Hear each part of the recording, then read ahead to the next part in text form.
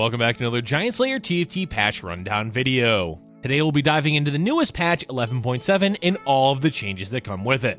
We're still in light mode for balance changes, especially after they already did a few adjustments in the 11.6b patch. Overall for 11.7, don't expect the meta to change a lot, as most of the adjustments are just to 3-star champions.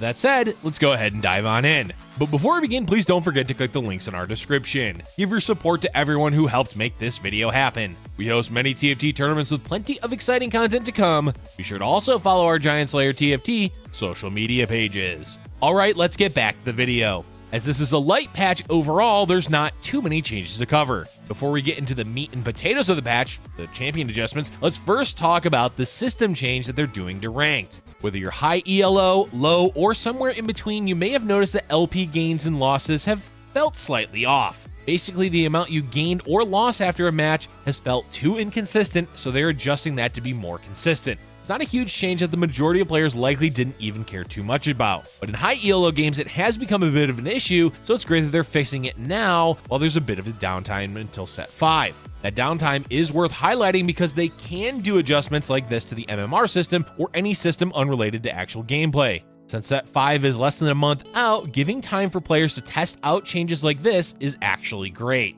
We may not see huge changes until set 5 comes out on the PvE, but minor adjustments are certainly worth it. Alright, with that we can move on to the trait changes, which is to only one trait this patch, Vanguards. The adjustments that they're making to Vanguards isn't all that relevant in the meta, as it's only to the last tier. The armor is going up to 1000 from 800, which is essentially just them reverting the nerf they did back in patch 11.5.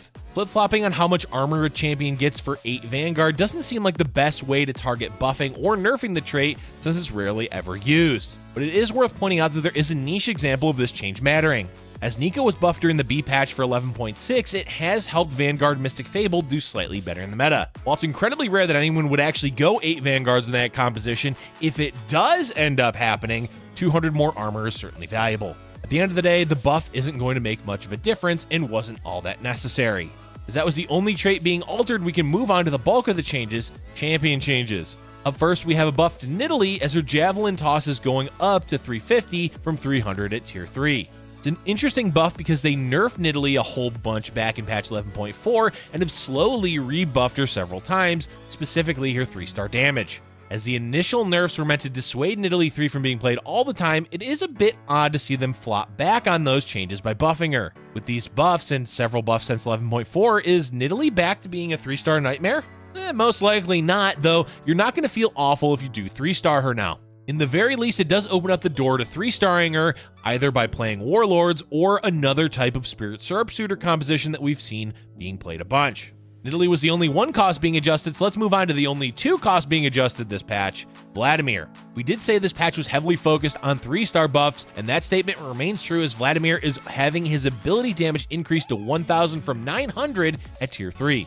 Honestly, Vladimir is a bit underrated in the meta as he was already quite strong before this buff. The main issue is finding the right composition to warrant 3-starring him. Cultists have been the most common where you roll at 7 or 8 for upgrades like Sivir 3 and Vladimir 3, but there's a possibility we see him rolled for in other compositions now. Nasus has made a small comeback, so rolling for both him and Vladimir may be viable as well towards the late game for anyone running 4 Siphoner comps. But at the end of the day, even if Vladimir is a strong tier 3 unit, he's not generally worth the gold investment, so keeping him as a 2-star support is enough. On to 3-cost champions. Up first is a buff to Darius. Last patch, Darius got a few bug fixes to help his ultimate be more consistent. Following up on that, they've also lowered the fall-off damage his ultimate does by adding scaling per star level. It's going from a flat 25% damage fall-off to now be 25-20-10%. Basically, what this means is when he kills a unit with his ability and gets a reset, he'll have higher damage output on the subsequent reset kills compared to previous patches. This is a great change for Darius, who's been quite lackluster since he was added. He just never quite lived up to his former glory in Stage 3. That said, he's an alright Stage 3 carry if you 2-star him with items, so buffing him will help make him feel more consistent. It's unlikely that you'll see many players rerolling for Darius 3, but in the rare cases that someone does, he'll be slightly scarier to play against than he was before. Aurelia is back with another buff to her 3-star ability as the disarm duration is going up to 5 seconds from 4. This combined with the buff from last patch to her 3-star damage does make Aurelia 3 a bit more appealing. But the issue still exists of where and when you would ever invest that much gold into rolling for an Aurelia 3. Yes, Adept does better in the meta, but that's mainly because of Yone and Shen. Divine is primarily only used in Kale compositions, and Enlightened boards don't really care about having more than just Talon and Morgana. Perhaps you'll see more players rolling for Aurelia 3 in the builds where she's already used, but overall there's never really a time where you would invest that much gold into an Aurelia. Interestingly, they're buffing Yuumi at tier 3 as her healing is going from 75% of the target's missing health to 90%. This is a substantial increase, but doesn't feel like it was all that necessary, as Yuumi 3 was quite strong to begin with. And unlike Aurelia, we actually see several instances where investing into a Yuumi 3 is worthwhile. Spirit Sharpshooter, for example, is a build where finding Yuumi 3 is doable. Or even better, Vanguard Mystic, where you're already rolling for another 3 cost with Nico. With all that said, it's not like this buff is taking it all that far for Yuumi. She's still not all that relevant to most compositions late game, and she's usually replaced by other Mystics. But in the build she's played in, it's just a nice overall buff to have that will at least open up the option of rolling for Yuumi 3. Now for a bunch of 3-star 4-cost unit changes. Keep in mind that with most of these changes, the chances of seeing them consistently is rare. Just not that reliable for players to always hit a 3-star 4 cost, so take all of these buffs with a grain of salt, that while they may be sizable, the changes are quite rare to ever see play. First up is Aatrox with a damage buff to his tier 3 ultimate. The damage is going up to 2500 from 2000. It's a big buff, but again, you won't see it come into play very often. Even less so for Aatrox, as most players would never invest gold into rolling for Aatrox 3. Cho'Gath is up next with his ability damage going up to 2000 from 1500. Once again, the relevancy of this buff is questionable, but at least there's some cases where it may be worth investing in. For example, Vanguard Mystic while rerolling for Nico, there's a small chance that you could hit a Cho'Gath 3 and in doing so would likely ensure a win. Or with 8 Brawlers, it's possible to hit Cho'Gath 3 when rolling for Shyvana. It's still unlikely, but at least the buff has a chance of mattering. Talon is the only 4-cost receiving an actual change, as his ability's bonus damage is going up to 100, 200, 600 from 100, 150, 400. The 3-star buff is actually quite significant, and there's a chance that a player rolling for Talon 3 is much higher than a unit like Aatrox or Cho'Gath. But oftentimes hitting a Talon 3 is already a recipe for finishing in first, so the buff won't change that by much. The 2-star buff, on the other hand, does matter far more, as Talon was also buffed last patch. Combining those adjustments with this one leaves us with Talon sitting in a decent spot. Keep an eye out for Talon rising up in the 11.7 meta. Shen gets an alright buff as the mana lock duration on his mana goes from 8 seconds to 4 at tier 3. All this means is that Shen will get a second cast off at the same time he would at tier 1 or 2. Doesn't change much, but a buff is a buff. Next up is a significant buff to the damage at tier 3 Sejuani does, as her ability is going from 800 damage to 1600. Again, we hate to be a broken record and say this, but it isn't likely to come up in the majority of games. But with this much of an increase, we may actually see Sejuani 3 be a somewhat viable option in the late game.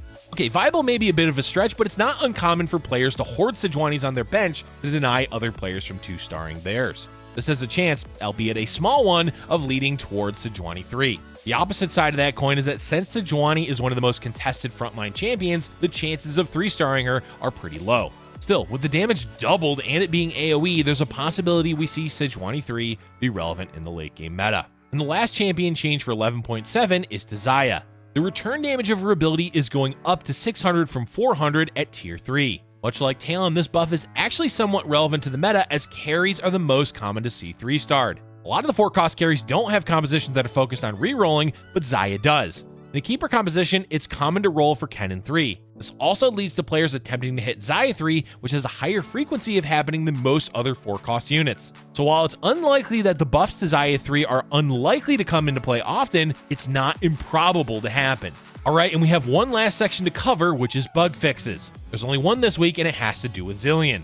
Zilean overall has had a lot of issues with his ultimate. Sometimes it's because of a bug, or simply the functionality is off, as the case of him prioritizing summons like Azir Sandguards. They've slowly fixed a lot of these issues, and today's fix is to prevent his ultimate from fizzling when the initial target died while he was casting. Despite being a bug, this would happen relatively often.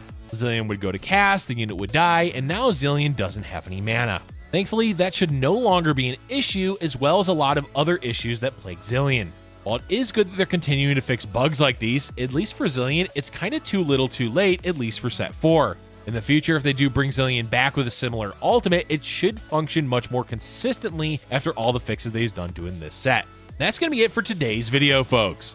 All in all, since we're nearing the end of set 4, the amount of changes added to the game are smaller and smaller. That said, they did mention that they're going to go a bit wild in the last patch, which will be 11.8. It'll be interesting to see what they do for those last 2 weeks of the set, but for now, enjoy a stable meta. Let us know in the comment section below what crazy changes you want to see in the next patch. Thank you for watching, and if you're enjoying our content, be sure to hit the like button and subscribe for future Giant Slayer TFT videos.